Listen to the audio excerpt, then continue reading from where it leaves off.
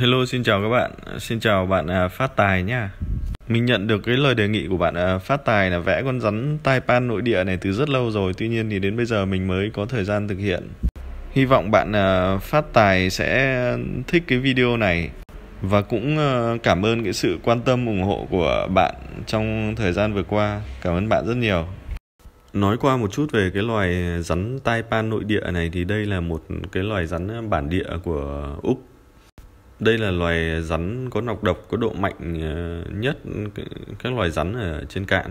Về cách vẽ của nó thì cũng tương đối đơn giản, không có gì phức tạp cả. Nó chỉ hơi tỉ mỉ và mất thời gian một chút ở cái khâu vẽ vẩy. Giờ các bạn thực hiện theo mình nhé. Let's begin.